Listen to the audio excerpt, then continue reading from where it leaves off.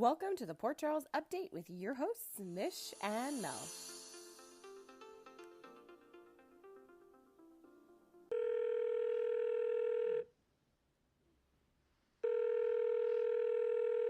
Hi. Hello, how are you? Good. I was hoping I was going to catch you laughing before the ring. Let's be like, why are we Oh, laughing before it I'm just ran? crazy. So people might think that if this is the first episode they listen to, they'd be like, what is going on right now? How was your week? I survived it, so that's one. And my daughter turned 5, so we had our first, Wow. yeah, we had our first birthday party with like school friends and activity friends. So there were 7 children, including my own, under my care and my hubby's care for an hour and a half. And we weren't sure what to do because they were supposed to be painting ceramic little things like back Yeah. in the day. I used to do those ceramic parties when I was a kid. So they're like, oh, yeah. We call the place, we booked, they're like, the kids paint for like an hour, and then you can book an extra half an hour and do like your cake and presents. And I said, Okay. well, I think my kid's going to finish like quicker than an hour. It's like, no. It takes them an hour. They have to do like multiple coats and blah, blah, blah. And I'm like, yeah. So in half an hour, all of the kids finished. And they were staring at Brandon and I. They're like, we're hungry. No. How were they done painting in 30 minutes? There are 5. They like 3 colors, and then like that's it. And their mind's made up. And so one of the kid looks at me, I'm hungry. The other kid's like, I'm hungry. So thank goodness there was a pizza place around the corner. So Brandon went to go grab some pizza because we didn't plan to feed them pizza really. No. Well, you didn't plan to feed them at all. You're like, you'll come and like Just you'll take cake and bye. well, it was like 2 something. So cake and chips, and then open presents, and then you're out and you go have dinner with your parents. So Right. all the moms, like I know the moms pretty much, and I'm like, hey, I fed your kids, and they begged for food, and we all had a good laugh, and we survived. And I fell asleep, I think, at 7:30 that night. Whoa. It's a really hard thing when you experience like your kid's first birthday party. Like doing it for my kids, like they're still really little, so I've not experienced a birthday party where it's just the kids. Like so far, we have everybody, so like the kids and their parents, so it makes for a very huge event. It's a lot of people. We've gone to events like this and they're super chaotic because it's a crap ton of kids and a crap ton of parents. Yes. So I don't know. All this to say, I guess that kids' birthday parties are a lot, and I didn't think they'd be so things I didn't want to do. And now I Right? feel It's horrible because I exhausting. think back, that like our parents did all of our birthday parties, and I started to think about the kinds of birthdays I had. Like I think about my 16th birthday party where I invited like everyone, and I Oh my wanted a gosh. DJ. Oh. I was thinking about that this week because it's like I'm already stressing out about my kids' birthdays. And I'm just like, it's a horrible thing being a parent and having to like do these parties. It's like so much Create these effort, you know? memories. It's so much effort. Yeah. Yeah, you hope you create memories, but like you said, you're wiped by the end of it and it's kind of chaotic and you're doing one thing from it's just a lot. I do love my kids though, for anybody listening, even though it sounds like I don't. It's just that when we record this by Friday, I've had it. Okay. Talk to me after the weekend or like another time. I don't know when. I don't know when it's better. Anyways, On that. let's talk about someone else's kid. Let's talk about Cameron. I love him. OMG. I love him. Like he just adds so much to the Weber family. And we talked a lot about this last week about him saying things to Elizabeth that maybe he had been holding in for some time. And he laid it on her again this week, like pretty badly. Oh my gosh. Okay, so there was a couple of scenes. Yeah, they had There more was the than one. one, okay, because my memory's a little mushy because it is Friday. So there was the initial one with, oh yeah, okay, with her, with Elizabeth and Cam when she told him that she got married. Yes, That was yes. intense. Oh my gosh. Like, do That you was, know this is because that's the thing that started the week and it was just amazing. And the thing about Cameron, I said this last week in a really like muddled way, but how Cameron is like co-parent in a way, like he's sort of second in command. Like he has this weird role with Elizabeth where she doesn't necessarily parent him because she says, I feel like he doesn't need me really. So she often doesn't play mom with him, but she has all these expectations of him to like show up and help her, like partner with her to care for the kids. And I just feel like this week we kind of saw that Cameron sort of has this partner role. Like he plays these kind of it's very blurry his role. of when he's supposed to be a kid to Elizabeth and when he's supposed to be an adult, because she has both expectations of him. That's a really good point. That last part is exactly what I was going to say. What he wants to say and how he wants to express it to her is as an equal and as Yeah. a protector for his brothers who he feels he's a step above being an older brother, but in between that parent and Yes. brother role. And he takes it so very seriously, but he is a child in her eyes. Like you said, she switches modes. Sometimes Yeah. he's a And kid then and so sometimes he's not. exactly. And when he wanted to express that, and he is completely valid in what he's saying, regardless of the fact that Franco's innocent or not, he has every right to feel and say what he's feeling because of what the nature of what's going on right now. So Because nobody really knows what the truth is. no, and that's the thing. Their second blowout, that's exactly what you said. And I agree with that, regardless of Franco's current situation. Because if you listen to what he's saying, it's not, he's talking about a whole history of Elizabeth in general and with Franco, not necessarily the guilty plea right now. Because when he was talking about her relationship, like he could have went on and on about Franco being a murderer, but he didn't. He talked about Elizabeth's pattern of constantly taking him back and about letting him into their lives to start with. He So it was was really like interesting. So it was blown really away. interesting when you listen to him, because it's like it seems like a little bit of what you were saying last week. All this time he's never verbalized out loud to her, "You let a murderer in here," because that part is true about Franco's past.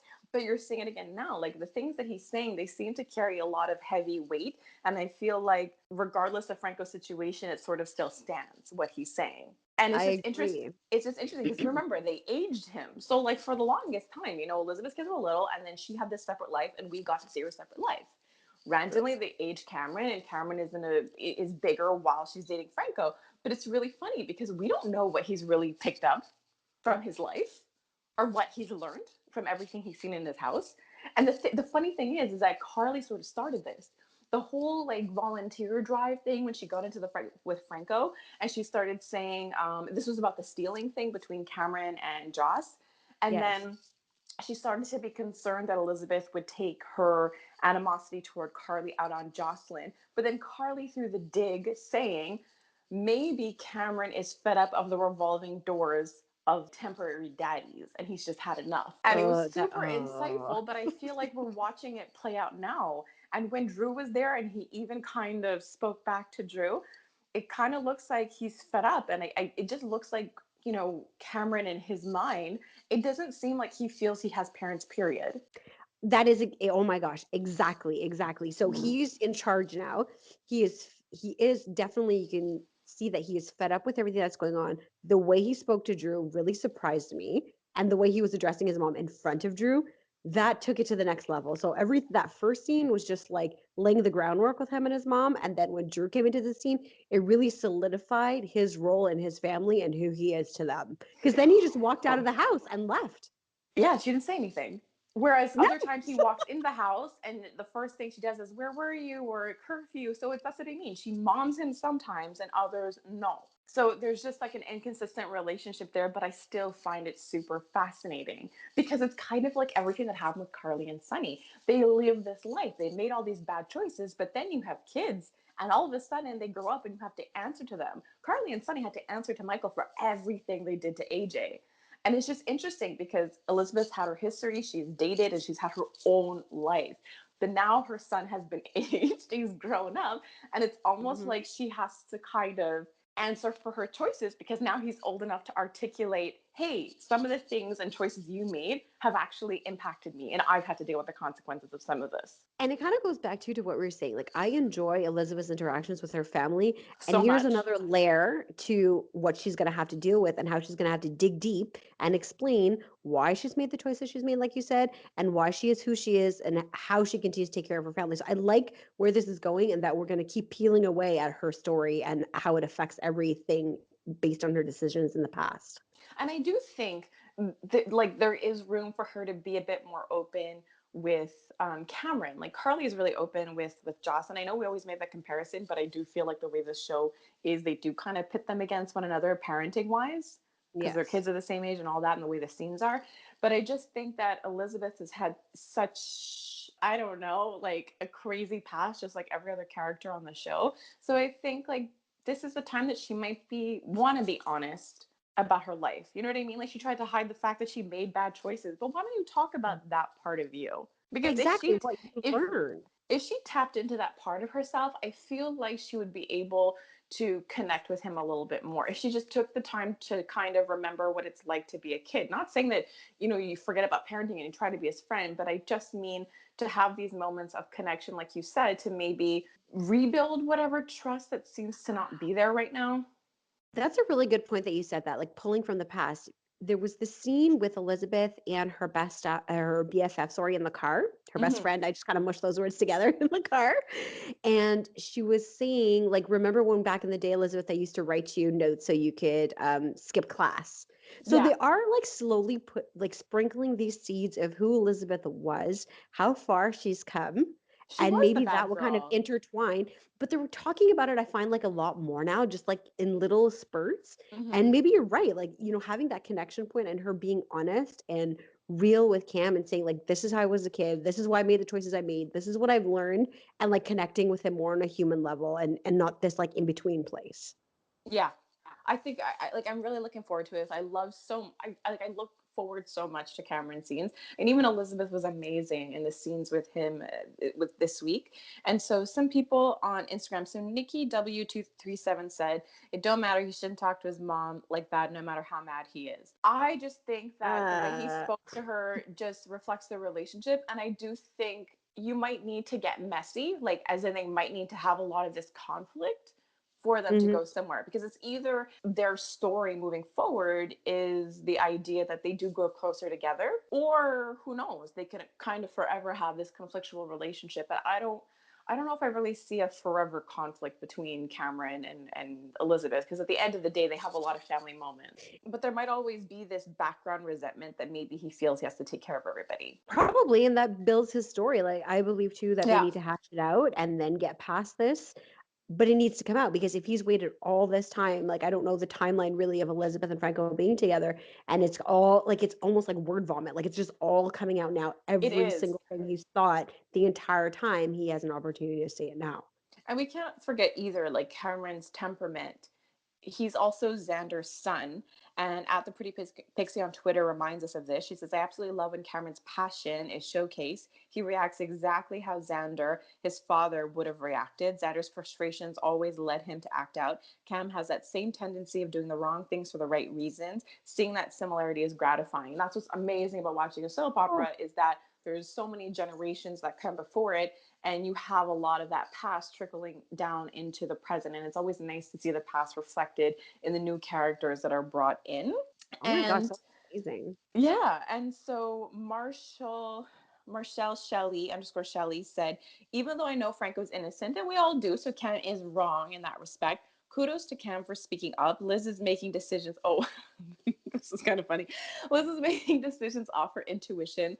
3 kids by 3 different men does not indicate reliable intuition. Okay, so it's funny. It's hilarious because like I've not always been a fan of Elizabeth, but I am growing to be. In her defense, there are plenty of women on the show who have multiple baby daddies, but Very like true. Carly too, she also has 3 baby daddies, but people always seem to forget that. They always kind That's of so point that true. to Elizabeth, but people Huh. seem to forget. And I think another element to Elizabeth's character is that she does sort of carry around this self-righteousness, whereas Yeah. like Carly wears her faults and she admits them. Like even with her own kids, she doesn't walk around pretending they're perfect. She goes, yeah, Joss did steal, I talked to her, she stole. And then Elizabeth gave that like attitude reaction. So I think there's a difference there, is that like you can have good intuition and still have a lot of baby daddies. That's a good, very, very good point. Um, Basically. Okay, wait, I go have a go. question for you. Yeah. Before we leave Elizabeth for a second, when she opened that door and Drew was standing there Oh, for a split I know second, what you're gonna think say. I know did what you you're think gonna that they say. would kiss? Like, did you think that something would Oh, I happen thought they with were them? gonna do it. I didn't think they would just kiss. I thought, well, I think part of me was a little bit annoyed because when as soon as they opened the door, because Elizabeth was angry and she's about to break a photo, and then she gets Mhm. all, oh, Amanda's here. Let me go back to like let me cry. And I was just like, be mad. And it's funny that we're talking about this because in today's episode we have her best friend pointing out that she, for some reason, doesn't allow herself to be angry, and she's focused on like the crying sad. And Elizabeth has been accused by the characters in the show of being like the damsel in distress and all, you know. Mhm. So like in that moment she did this, I kind of went back to like, no, don't go there, Elizabeth. You're like in this area, this space that I like, so do not go back. But yeah, when Drew came over, I really, really thought that, you know, something might happen, especially with the guilty plea and her throwing the ring. So she was just quick to be like, done. I know that was really quick because even Drew was like he was speaking to Curtis and trying to figure things out as to why he would do that, whereas Elizabeth just like in the moment reacted. Yeah, she did. But I mean, she is choosing to continue to stand by him. She was really upset. But yeah, part of me did think that that would happen, and then part of me was like, "Oh, this would be so bad if it did." But then it was like, maybe Drew can use a little something right now. But it didn't. Could be all. Um, I'm sorry. but it didn't happen. Yeah, so I'm gonna leave it at that for now because there's a comment I was looking at, but I'm gonna save that one for a little bit after a little bit after. It kind of ruined my. It didn't ruin my day. Anyways, whatever. We'll get, we'll get, we'll get to it. We'll get to it. So, like speaking of Franco and Jordan's plan, like the worst part of this whole thing Mhm. is that overall I get her plan. You know, I get it. You know, she's but since when all of a sudden is she capable to think for herself? Because now apparently she Right? can profile this guy, whereas before every little thing she needed to run it by Kevin. Kevin, Curtis, whoever the heck would listen to Yeah. her. Yeah. And so now all of a sudden she knows the killer well enough to know that his ego is the big thing. And I was just kind of surprised. So I thought Franco knew the whole plan. I didn't know that he didn't know that he was supposed to do an interview afterwards to kind of goat the serial killer.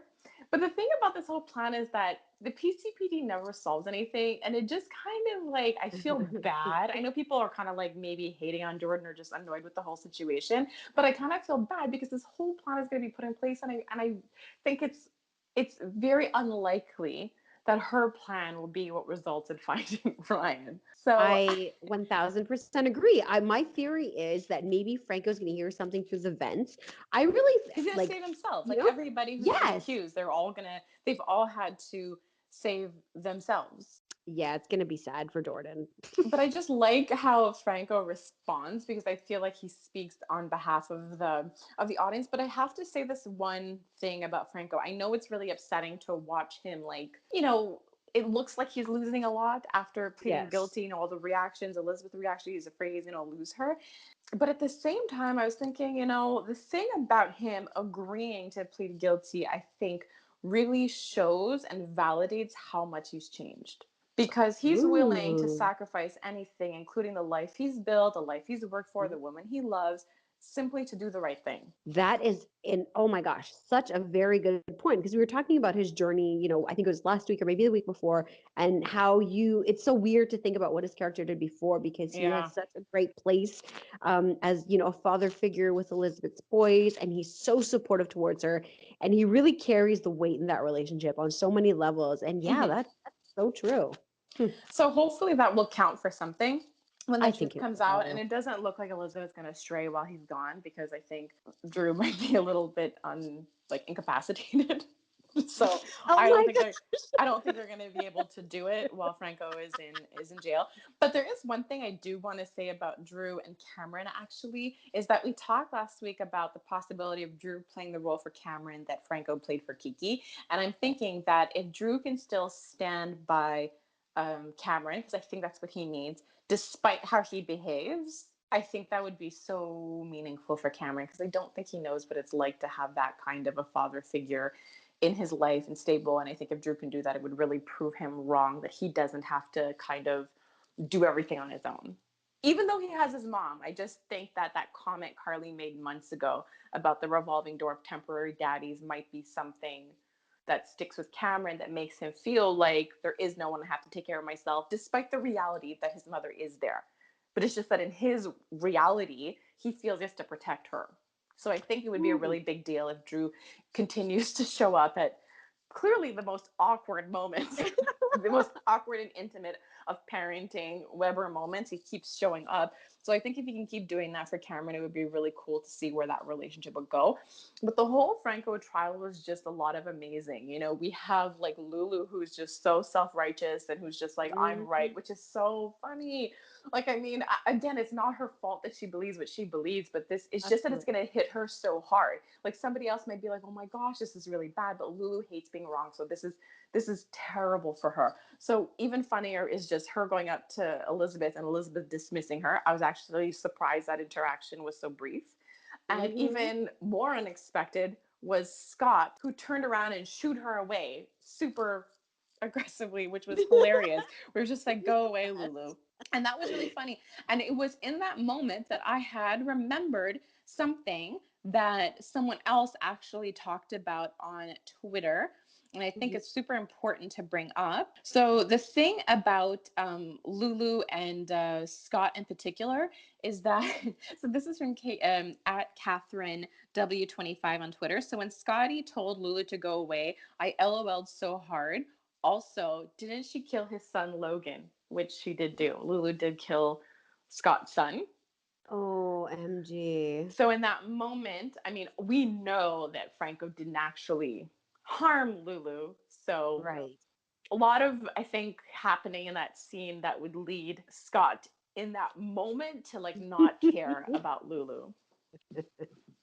But even funnier is that I was kind of surprised that Ava sat on the prosecution side. And Me too. And like the thing about Lulu is that she's there, but like basically all these significant people in Port Charles, like you have Drew, you have Elizabeth, even Ava, they're kind of all on Franco's side. They So I thought are, that was absolutely. so I thought that was really interesting about the court scene and who showed up, and that Lulu didn't really have many people on her side even in that moment. So who knows if she's gonna kind of remember in time or if she's gonna be any help in solving any of this. But I just have to say, don't you notice the mayor's missing? I know. And the fact that Lulu said, oh, she just sent me a text message saying that she had other things to deal with. What, I mean, it's a small town. What other things are there to deal with that the PCPD doesn't know about that? You know what I mean? Like, what could possibly be so important? Like, how did nobody's radar go up? But like as mayor, don't you have like a place to go to mayor? Aren't those people like where's the mayor? She Especially had she things had to like do. she has staff, she has like campaign people. I feel like even for them it would just not make any sense that the actual mayor is missing and can't be reached. I So that's agree. That's kind just a of little like, no, somebody forgot something. it's a little strange. And we're gonna get to Laura and Kevin, but I just want to say this. Jordan told Franco that she couldn't put any protection on Elizabeth because then she would have to like tell somebody, and she wasn't willing to do this. Seriously, you couldn't think of one excuse that would allow protection? I'm like, could you have just said that since Franco's arrest, Elizabeth's family has received death threats, I and for know. this reason we've decided to allocate a police officer and to tell the police. You don't have to tell them what the threat is. The point is Right. there might be a threat and we're just assigning you here because something happened and we just don't want to bring attention to it, but we would like to have them safe. Like, you're the boss, you don't have to tell people things that you don't want to tell them. You could just tell them to do things. Yeah, I have to say, in this situation, I like this Jordan. I have no problem with this situation, like with her being like her role. Oh my God, I can't Yeah. talk. So I did not like the way that she handled everything with Franco. He kept asking questions and she didn't seem to have an answer, or she gave him No. like a clear answer. It was like her way or the highway. It And was then funny. the whole burner phone situation, and then him calling at the end, calling Jordan when she's leaving, and she answers, and he's like, "Well, you're my only line to the outside world. Like, how am I supposed to deal? I need to He make wants sure to that it know, yeah, he works." wants to know that it works. But it was just like that you could think of. You could think to block all these other numbers, but you couldn't come up Right? with a creative reason for Elizabeth to protect him. I love that she like doesn't care. I get that her plan is interesting, but at the same time, if you believe he's innocent, why don't you just like double down and do your job and keep looking? Exactly. And I love Oh, when he said, "What if the person?" Because they're like, because he's like, "What if the killer finds me and kills me?" And then she's like, "Well, you're in Ferncliff," and he's like, "Well, what if I the know. killer has access?" It's like if you thought that Franco had access. Hello, the killer has been playing you. Did it ever occur to you that they knew that, for instance, Franco was a suspect and that you were following up and knew enough to plant things. Like it's not occurring to you that maybe the person is closer to the case than you realize. Anyways, I'm going to stop saying that. They'll figure it out at some point. But what was getting me was that when Franco was brought into Ferncliff, all of a sudden there's a gate because it I looks noticed like that Laura just too. walked right in. Sneaked right all through everything. Like she got what? She went around the corner at least 3 times before somebody stopped her. That's the thing I don't understand. So all of a sudden there's no security. So like I don't get it. The security checkpoint is in the basement hallway of the hospital when someone finds you. Apparently, I it's thought that very was ridiculous. I was excited when I saw that she found Kevin and I was like, oh, she's down. So I didn't know what was going to happen with her, but I was so glad that she actually got to see Kevin. I was happy that they were happy, but at the same time, they spent a lot of time catching up and hanging out and a lot less time trying to get out. okay. So I was thinking the same thing. I'm like, okay, I get it, Laura. Like you like miss him and you like need some like Kevin time. You need to like make out with him. Like I get Mhm. it. But here's the thing: if Mhm. they had broken a pipe off of any place and whacked the other one over the head, Kevin Ryan, Well, the right one. and then I'm they, too strong I to think know. it should be Brian. I think the right one is good. and then run out of the room. So there was so much time for them to figure out a plan, but then they were too busy making out and catching up. And then the whole conversation was, oh, Ryan caught you off guard. And Kevin just kind of got real quiet. Like he didn't catch him off guard. You've had him trapped for 25 darn years. Yep. I was like, Kevin, don't you have something that you want to say out loud? It's right now he's not lying. He's just getting sort of cut off and interrupted by his psycho brother. But he's gonna have to say it. And I just feel like get it out. Like get it out as soon as you can. But I think that's he has gonna an be alternative. I think he has an alternative plan before he says anything. I don't know, but to your point that you were talking about later, like the whole try to escape, Neil and Anthony had me laughing. They're like, they're not tied up, so why hasn't Laura tried to get out of there? Look for a piece of metal or something to open the door. So There you she was go. literally thinking the same thing. And Hot Cup Joe said then she's going to get really upset when she realizes he knew this guy was alive when everyone else thought he was dead. Because had she known, I mean, I don't know if Laura would have kept it a secret if Kevin was like, pillow talk, my brother that everyone thinks is dead, he's not. And I'm holding him captive because I would like to do research and cure him. At that point, she'd be like, maybe we need to like call a lawyer. So I don't know if she actually would have kept a secret. And I don't know, like, I don't know what kind of reaction is there to this. You think you're with this normal, amazing guy. Like, she thinks she's with this, like, the opposite of drama. She thinks she's with the opposite of Luke, the opposite of, like, Scott. Yes. And then this. And then the more he was talking in the locked up basement about, like, how his brother treated him, I was thinking, I don't know, this guy had a real messed up past. And it's all coming to light. And then we tie in, oh, I always get his name wrong, but the gentleman that he just got an operation is in the hosptal that they went to Switzerland to go and get. Oh, Cabbage? cabbage? Cabbage? I keep Cabbage. thinking about Yeah, let's. cabbage. Like, I'm sorry. Yep, it's cabbage. Yeah, so what about him? Well, the fact that, okay, one, we have our hypnosis answer because he was saying he was studying twins and he was trying to transfer some of their memories. So Yes, now but we know a little bit about Ryan, I but then I'm don't even thinking, think so. I don't even think that's true because in today's episode, Anna said it did work, and then when Finn was like, "Oh, do you have what's her face's memories?" She's like, "No, the people it worked on was Jason." So technically, based on the information we have so far, the assumption is that this only worked when Dr. Maddox took it yes, over. but the assumption, but here's the thing. So Anna was the first trial. Mm-hmm. Kevin in my brain is the second trial, Kevin Ryan. And then the study leapfrogged to Maddox. So I think Ryan and Kevin were somewhere in the middle when they were still kind of like guinea pigs. So maybe one or two things or a couple of things as opposed to all of the memories of Drew and Jason's situation. So I think that You're Ryan has super some optimistic that hypnosis. there's a logical reason that he knew And hypnosis. Because I thought the so explanation was weird. coming from their parents. I thought their parents might have been doctors and he Possible. might have learned it. But I don't know. My best bet is that he learned it through osmosis. He touched the certificate. And voila. Yeah, to me that's the best explanation. But I do want to say this. It's just a positive comment, and who can't use some more positivity in their lives? So Kimmy K67, I know I need it. So this one's for me, everybody. So I'm so glad Kevin and Laura are together. Keep up with the good storylines. Make us women happy. So I'm not really sure what makes us women happy. But I don't know. I love it. I want to hug some positive right now. So I'm hugging that. I know what made me happy this week was Jason, so Jason, now I want to throw a bunch of things on the floor and ask him for some help. I love the way he finds things.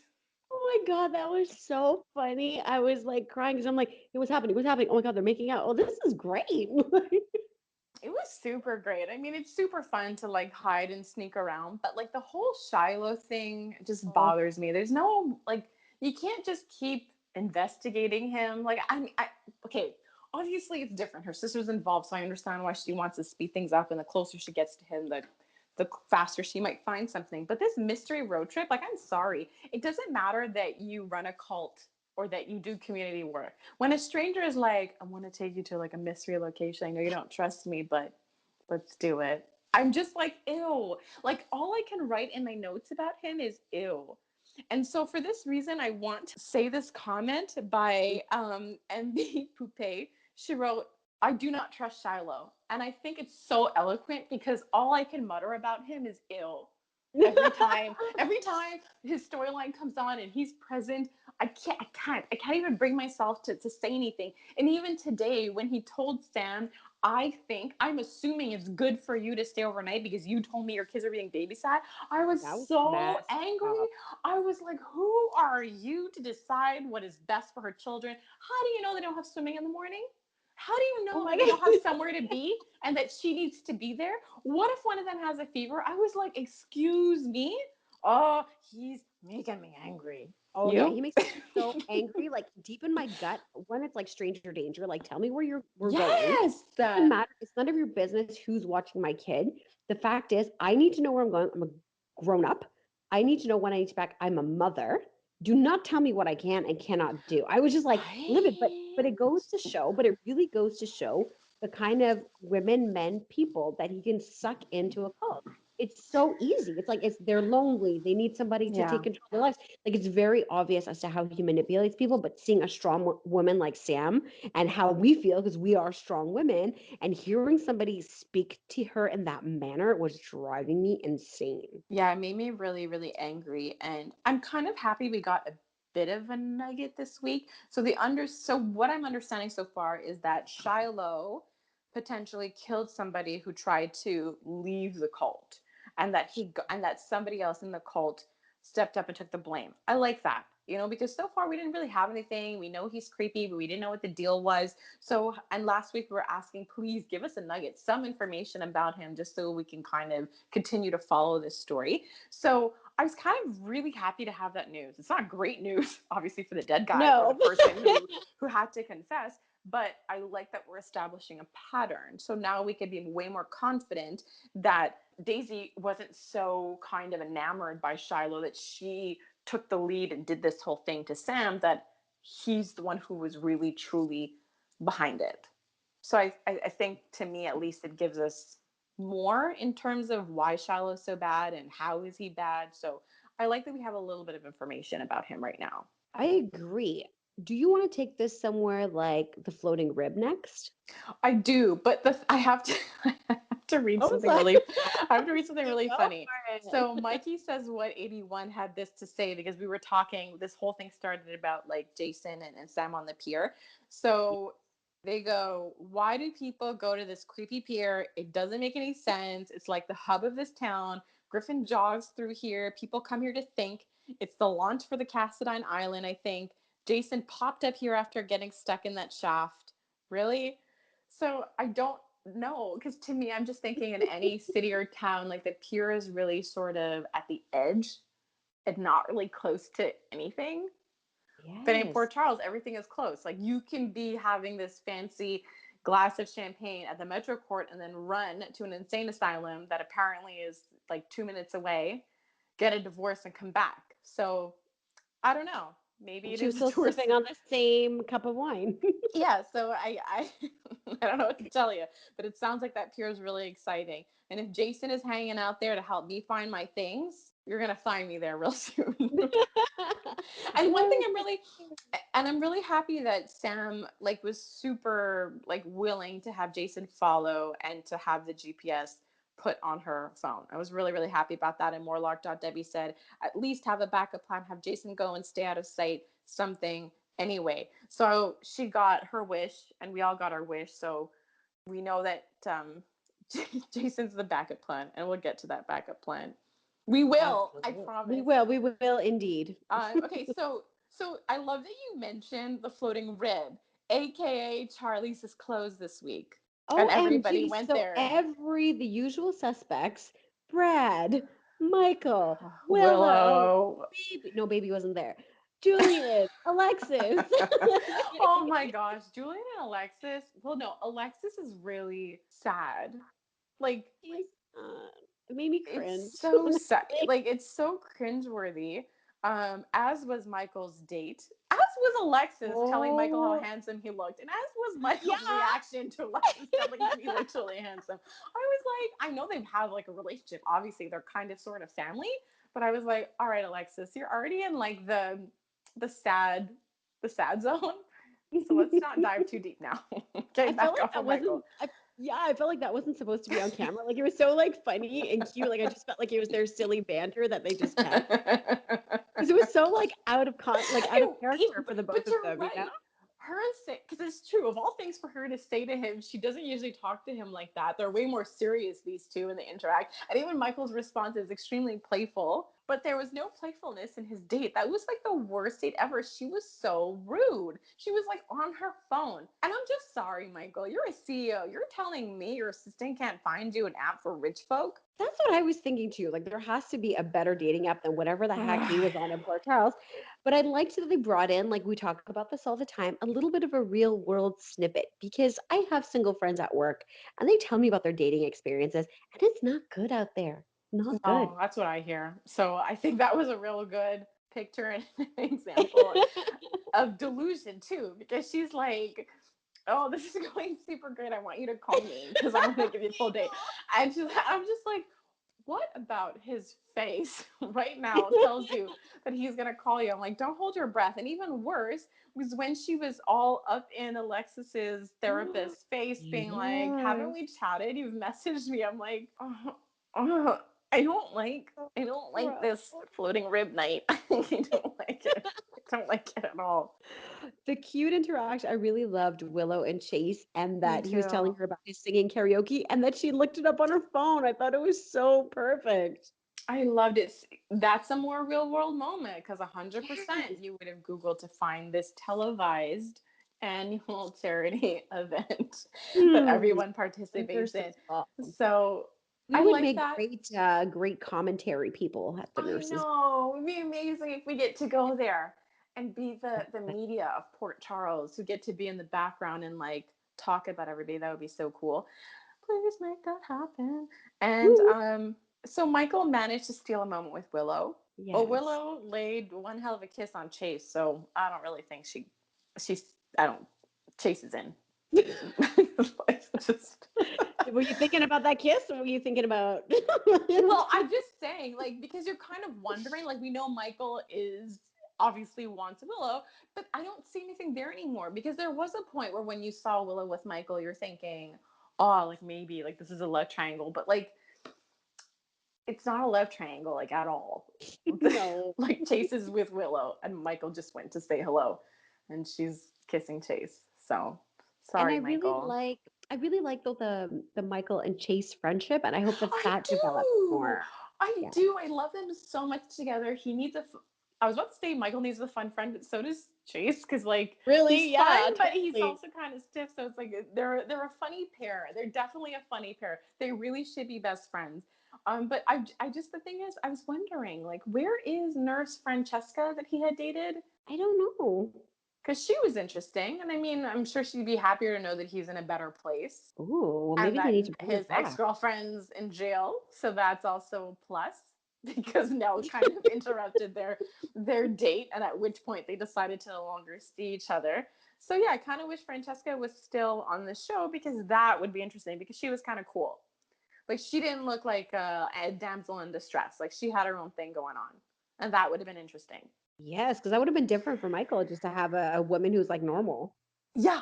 And she was really adorable, and I kind of like them together. So I kind of wish the date was with Francesca and not so much this internet girl. Also, at the floating rib this week. Okay, so whatever. Let's just get to Brad and Julian. So Julian was just all about confronting Brad and reminding him how bad the situation is, and Did the a thing. little yeah. Yeah, he did a recap to Brad about what's happening, why it's so bad, and how much Julian has sacrificed for him, and to shut up and not to tell anything to Brad because so much is on the line. And I was like, how do you remain relaxed when you're around Julian? Like, how does he go back to that table with Lucas and be all rainbows and sunshine? I know, right? So funny. I love Julian. I love his Twitter. I love Julian. I do like Julian, and I just hate that Alexis constantly feels the need to like explain herself to him or correct previous statements she's made. It's so sad. It's so sad. But whatever. So the other person that was at Floating Rib this week was the DA, and man, was she happy that somebody was actually happy to see her. Yes. Oh my gosh, I forgot That's about the that. I like first her face time right it's on my ever memory. happened. It's the first time it ever happened. So it's like this guy comes up and she's like, "Oh my god, of course I want to talk." And then she starts to tell him everything, and now she's feeding Shiloh I all this information know. about where Drew's memory actually is. But the thing about what's really interesting is that she happened to discover Dawn of Day over a bereavement group, which is really interesting because simultaneously we know in Port Charles that there's another one that existed at the hospital. So it's just an That interesting choice for her, and it makes sense because she's lost in so many other kinds of ways, but she's got the money to get to the next level. Literally, there are levels. oh my gosh, to the next level. Christina and her proposal. Okay, wait, should we finish with Shiloh first? Because I thought I had something to say. What is there to say? I was just like, it's like, Okay, one last thing, because I was thinking about, okay, the conversation. Remember when we joked about back in the, like, I don't know, a couple of episodes ago, that, Drew has this USB. So what happens is he like put in the computer, like how do put you it in his print ears. the file? Oh yeah, that's what I said. So Shiloh's all interested in his memories, but like, so he's gonna get the USB and then what? What happens? Like he But this, destroys it? Like is that the goal? Like but it just has a research on it. Like, oh, I don't even understand. Like, this me USB neither. It needs was to so be like, silly. it needs to be destroyed so much. So, but yeah, Michael and Christina, I just think that Michael sort of needs to be filled in on the whole cult thing. I think he Yes. should be given a heads up Oh that my there's. goodness. Like he obviously has no clue. And then she's going on and on and on. And he's like, oh, well, and he's trying to be illogical and very big brother and very Michael. And she's still trying to like DOD him at the same time, as well as asking for money. He's trying to DOD him. Like he doesn't know what the heck is going on. No, but I do agree with his decision to help her in the way that she wanted to be helped. And I do understand Christina not just wanting to take her parents' money where there's no consequences, because then you might not be as motivated to Yes. kind of like give it your all. And we know that she knows how to do business. She was pretty successful with Sunny stuff, the That's true. coffee business. So I'm just kind of curious to see what her business is, and that's all I have to say about that. But the funny part, I don't know if you noticed this when they were together in that scene, Christina and Michael. So Hmm. in that scene at Kelly's, who else was there? Who else was there? I'll answer that. Okay. We don't have all day. So when Michael and Christina were there, Stella was there with Marcus. And the super Yes. funny thing is that I'm sure Michael and Christina, well, the actors anyway, know that they're in the scene, but they're not in the scene. Like the scene is Stella and Marcus, like they're the ones talking. And if you look at that scene again, you have Michael that's looking over to them and then like kind of turns away and hides his face, realizing like they're doing their scene. And you're not supposed to so much be like watching the scene, like you're supposed to pretend have a conversation with Christina. So I just love like the obvious background of Michael's just turning around and blatantly staring at them and awkwardly realizing that he's looking. It was super funny. But also at Kelly's this week, we had some peoples there. We had some Nina, some Sasha, some Valentine. Oh, super awkwardness. And judging Alexis. Alexis judging Nina about her man choice. Like, really? Really. Well, Nina And didn't. sorry, go ahead. And no, and I'm sorry. And crap, it's gone. what a build up. Well, Oh, yes. And is there no other lawyer in the city that could change her will? Does it have to be Alexis? apparently there is no other lawyer other than Diane, and she is the better lawyer, but I don't know. And the thing is, I was just like, in Alexis's defense, Nina didn't make an appointment. Alexis is doing her thing. She's going from restaurant to restaurant to restaurant because she actually doesn't Oh my have an gosh. office as usual. And And so, Charlie's is closed. So where does she go right, Floating Rib, now? Kelly's. So she's there. And like Nina is basically bugging her. You know what I mean? Like you're kind of talking to her, you don't have an appointment and you're making all these requests. And so, of course, it's annoying. So I just wanted to say that that was annoying because she didn't have an appointment. And knows that this is her office. Oh my God. Well, you're right. You're absolutely Oh. right. Her office is wherever she is. She doesn't actually have one. But the thing with Nina that bugs me the most is that she believes that Nicholas was killed in self-defense. And that I drives know me that was nuts. Like, of all the really things annoying. about Valentine, I'm just like, whatever, it's your choice. You want to go back to him after all the lies, cool, do what you want to do. Like, it's your life. But what bugs me the most is that she, like, like, what are you talking about? Because at that book launch, that Port Charles, like, tour guide, it looked like she understood that, you know, that he might be lying. Because that was the whole point. That Valentine is a bad guy and he killed Nicholas, and everybody knows that. And in that moment, it looked like she was finally understanding it. So it drives me insane when she constantly defends him. Like, how does that make sense? Half the town was at that island being held hostage by Valentine. All very reputable people. And what do you think happened? Nicholas was on his own island. And then he was like, please, Valentine, come over. I was just in the middle of saying I wanted to give you all of my things. Like, what? It just doesn't, that one thing with Nina, I just want the day to come where she just acknowledges that that happened. It drives me insane. But I have to say something about Sasha. I think she's really smart because Yes. she backtracked with Valentine and made sure not to cross him too much. That's a good point. She's maneuvering this the best way she knows how in order to protect Nina, and that's a really good thing. Yeah. It I sucks for also her though. think it does. She's in a terrible position because either way, she's in a losing position. Yeah. I don't have any other words. However, I did really like the intervention. So you were talking about how, Nina bringing certain things to light, making her see the reality. And then there was this little intervention with Curtis and Lulu when they found out that Nina is getting married. Everyone's reaction to her getting married is hilarious, but that one It's the was best. even more amazing because these two people don't care. They don't care about like being gentle about what they have to say. So that was Absolutely. amazing. So Nina kind of I think she came out on top against Alexis when being kind of poked about her choice to be with Valentine.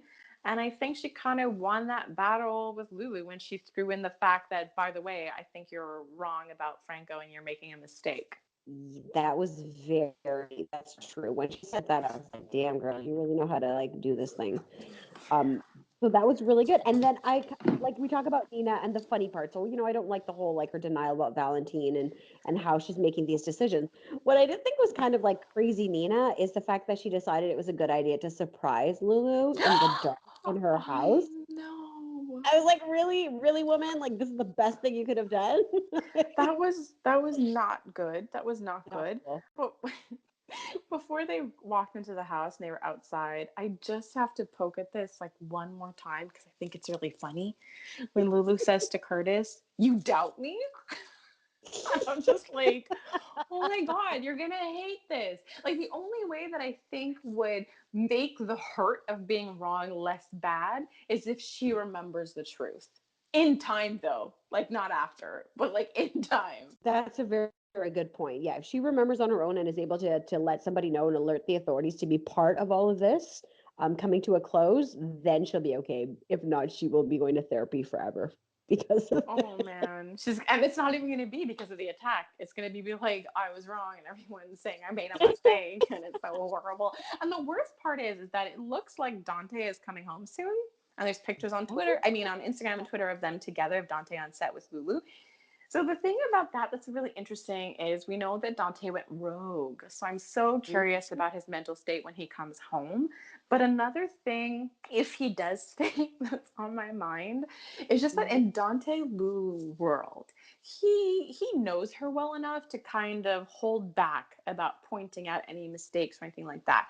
But I think we all know that when it came to the whole Nathan thing, Dante knew she was in the wrong, but that's his wife, and he stood by her anyway. He just sort of stayed silent in very critical moments. But I think ultimately, like Maxie, he did blame her. He did not like her idea.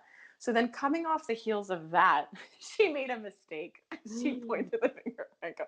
I'm just saying, in their world, these are two big things about her kind of running with what she wants to do. But anyways, I'm really looking forward to Dante coming back. I hope Sunny is okay. Like if it's soup, it's I don't know, maybe he has an advantage because he's a criminal. That's true. I think he will end up, he has to be the hero and he will bring him back. So I believe that's going to work out. I'm really curious because all I have to say is Dante can't come back being Dante. You cannot come back and just be No. regular Dante after this. I hope he stays for a bit and I hope he's super messed up and I hope he turns bad. Like I think it just like the whole storyline was so abrupt and so quick because he had left. I still think it was believable though, like the sudden emergency and him leaving. I still think it was filmed well and I liked it. Sucks that he's on the show. I like his character. But I don't know. I just think that there's so much potential for story given his like undercover mission and also how it's going so far based on what we've heard. So I'm really, really, really excited for his return. So Me should we too. so it looks like the world of Sunny and Carly has been turned upside down. So for realsies, eh? What's really happening? Like I don't know how to feel about this, quite frankly. I'm feeling weird and I don't want to accept it.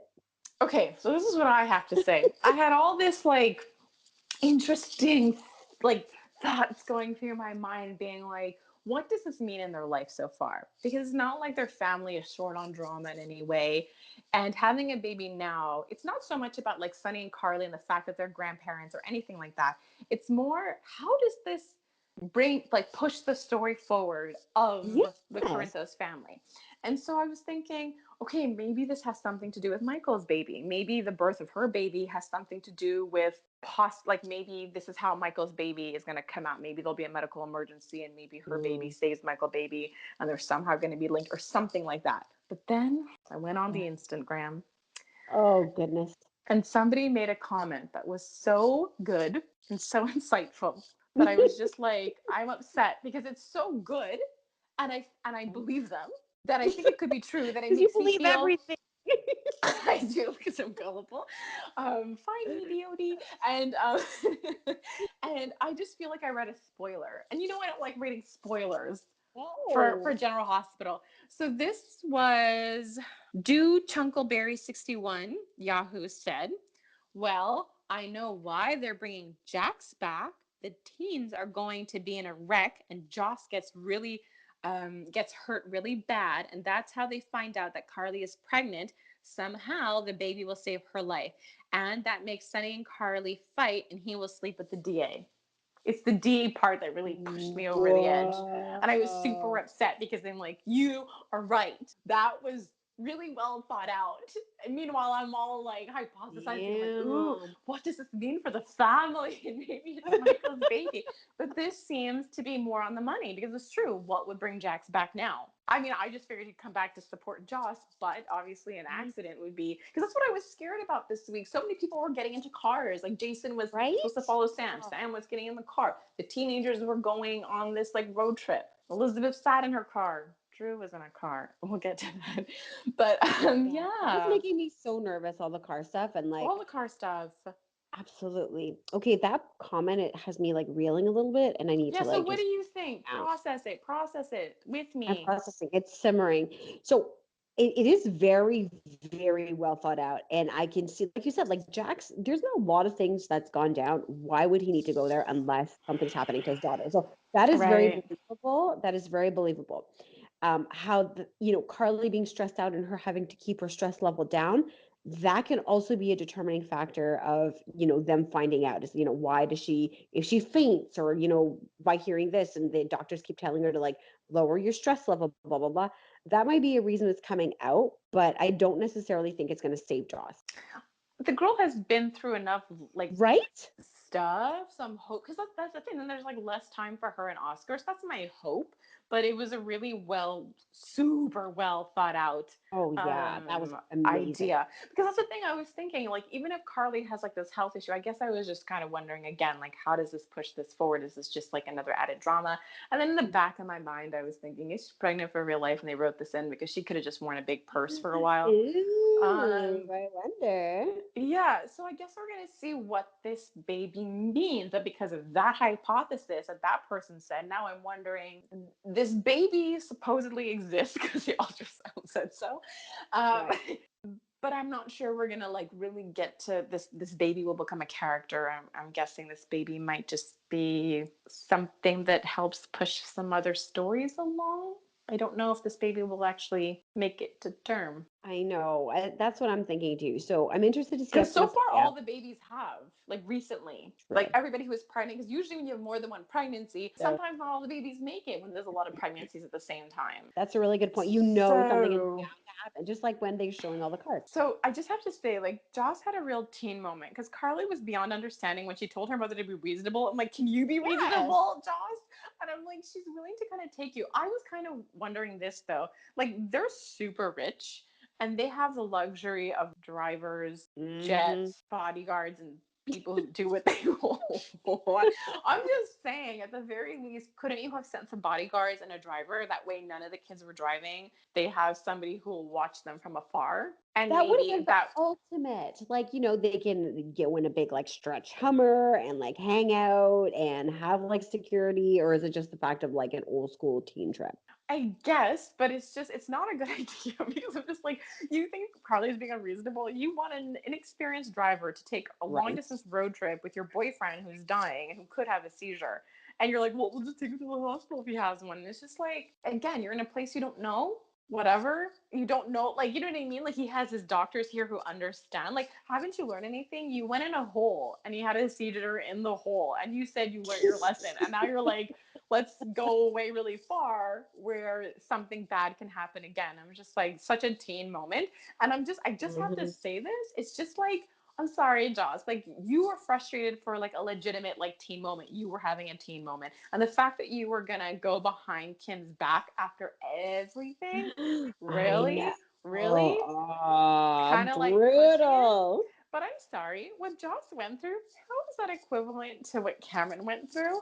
That's He what I just was found out that thinking about. his mom, married, he was a serial killer, not anymore, but that he Mhm. pled guilty and he's, to everyone's understanding, he's saying he did all these terrible things and killed Kiki and all that stuff. And she's like, yeah, my mom let us go on this road.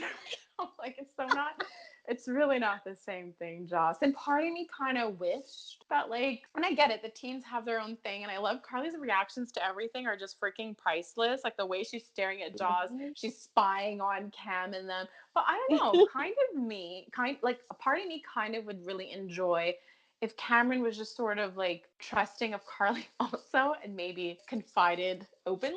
Ooh, oh, I don't know how that It's would so go.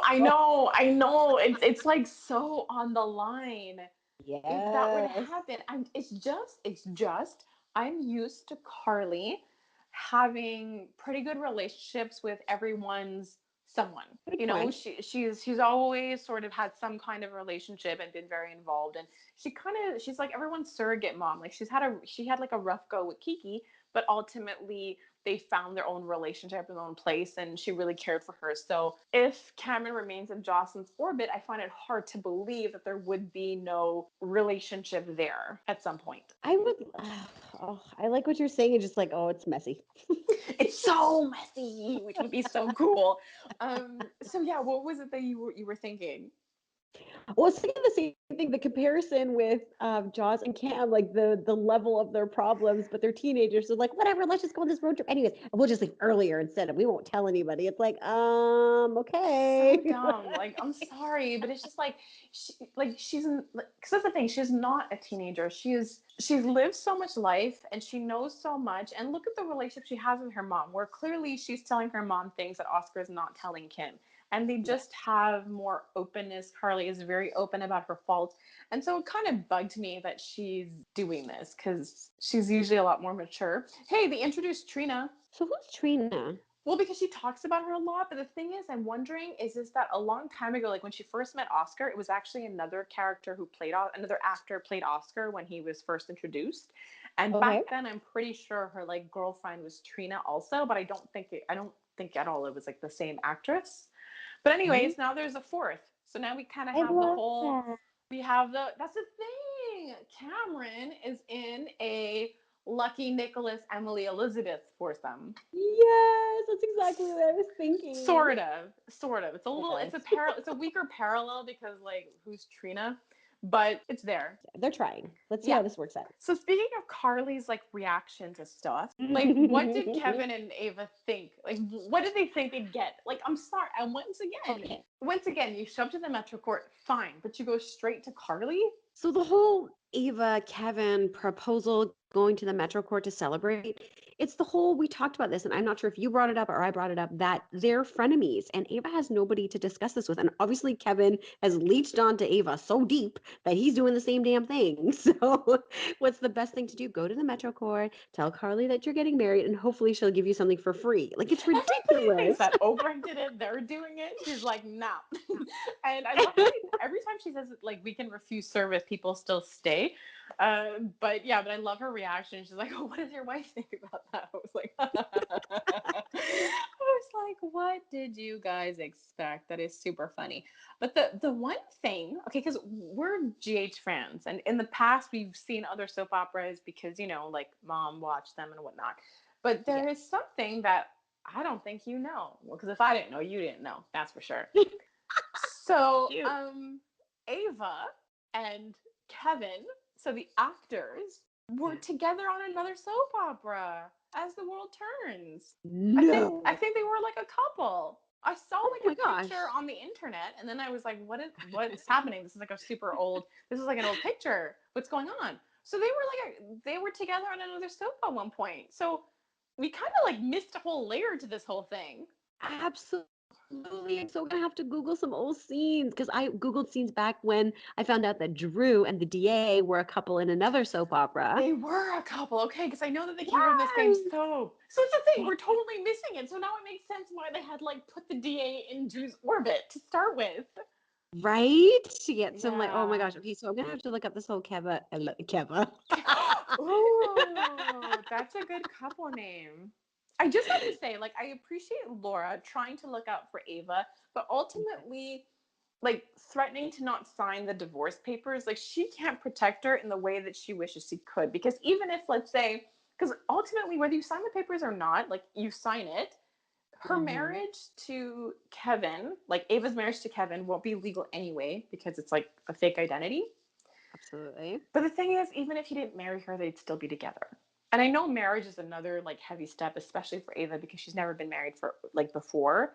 But I Yeah. just think ultimately Ava will be with Kevin until she has a reason to kill him. That's my. Absolutely. And I cannot wait. Oh my gosh. But yeah, like I said, I like love your Laura. enthusiasm. You're like, I cannot wait for her to stab on Kevin. Speaking of stabbing and knives, I loved his joke. Like that's the thing. Like the actor has done such a good job portraying Ryan. Like he's so sick and twisted. Like I love when he had the knife and they're like, "Oh, you're gonna kill us?" He's like, "I'm just opening up this letter. It's a mail opener." Like he was like genuinely Like you annoyed. idiot. So I mean, as much as people are like annoyed with the storyline, I personally have like I really enjoyed just the role, the character of Ryan. Not to mention the actors pretty much bid farewell to Ryan already on Instagram. Um, Yeah, so I think it's coming to an end yeah, real fast. soon. So I just want to go back for a second. I just want to say this. I thought it was so cute when Stella was with Marcus at Kelly's Because, Yeah. like, I'm sorry, how much smiling was Stella doing? And how Yeah. much of the word friend was being, like, said? It was like friends and smiling, friends, smiling. It was that whole interaction. It was super sweet, and they're totally gonna get all coupled up, those two. They But are, and she went to go get her nails done before she even went to go and meet with him. So I thought that was very cute too. I loved how they tried to validate the nail salon with Stella being there first, being like, people go here. It's a real salon. It's a thing. People do it. So true. So She's a respected member of society. She goes there. but I love how they just sort of added that. That was a really cute thread for Stella going to get her nails done and then straight to Kelly's to see Marcus.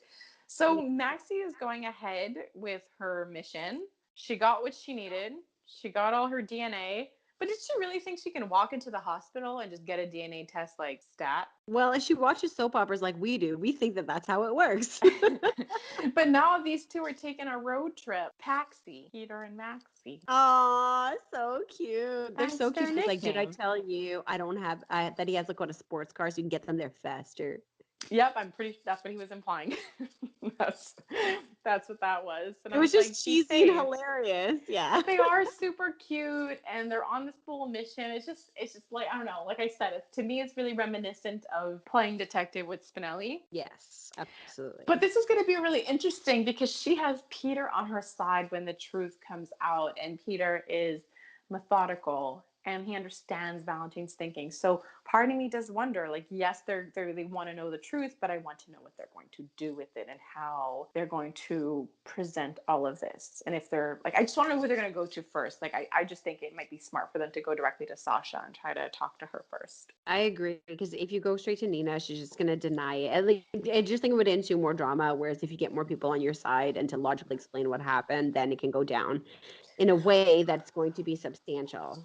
I guess maybe it's a little selfish. I guess if Maxie goes to Sasha first, then it gives Sasha a chance to save her relationship with Nina. Oh, that's a good point. Yeah, absolutely. So that'll be interesting. So we were talking about Dr. Cabot before, Yes. and Dr. so Cabot, Anna got it. Anna is super cool under pressure, apparently. Oh gosh, what the heck is going on with that one? Like I just don't like it when you have like cop stories and they get like you have emotional cop who's like hold me back this guy like I hate that character. I hate it so much.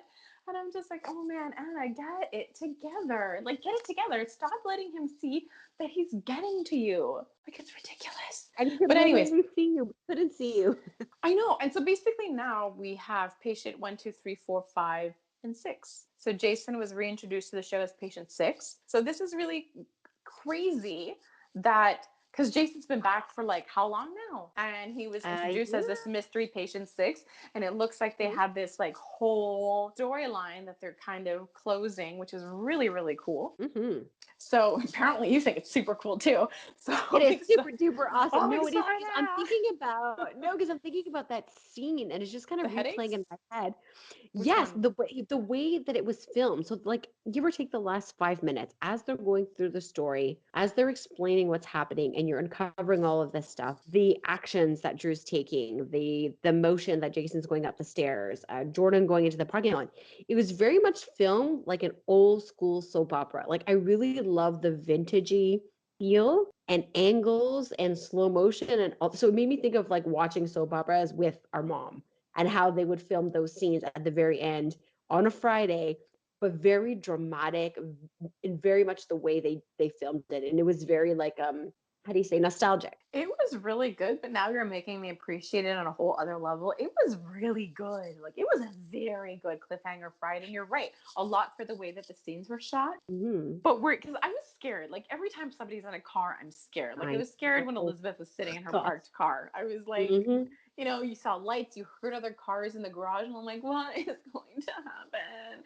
And so Sam needs to grab Jason's gun. Oh my gosh. I was thinking about it too. I'm like, stop looking at him and caressing Jason's face and grab that damn gun. Right? That's what I was thinking. But poor Drew. So the moment that, like, obviously they're uncovering that they were all part of this whole memory thing and the whole patient 1 through 6, and then they go to Drew. I was like, no, why did they have to be in a car? I was scared that something would happen to him. Me Well, too. now I did not see that coming with Jordan at all. At know. I was like, what is happening right now? Where was she going to? I thought he was in the hospital and she just left I the thought she place. left Ferncliff. I didn't know Ferncliff was in GH, but I guess she was arriving at GH. Maybe. That's, I mean, it's And she was pretty having dinner bad. with son. Like it just like all this lead up. You think about the episode and you're like, oh man, now like it just all falls into place. Like she had a special meeting and she was meeting her son and she had to leave and she had to go. And she's the only one with the burner phone. Franco, like she's the only person that he can connect with. Like everything is like gonna be all messed up. Is it's the only words I have. Of course it's going to be all messed up. And it's just so bad for Jordan because she puts the whole plan in place. It's not her fault she gets hit by a car, but it is her fault that her plan wasn't super amazing. Look, if the PCPD did their job, they wouldn't really be in this mess, like to start with, because Sure. anyways, like it just kind of sucks because ultimately her efforts to solve this, it's going to be all for nothing, and she won't be the reason. The PCPD will not be the reason this case is solved, and I think it really sucks for her.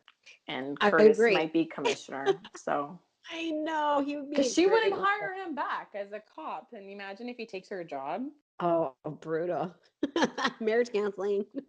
Yeah, so I hope Jordan's okay. Because the thing is, right now we don't know if she'll be unconscious or not. But obviously, it would make sense if she'd be unconscious. But I hope Drew's okay. Like, how many people are they gonna have unconscious? There's Jason, there's Drew, there's Jordan.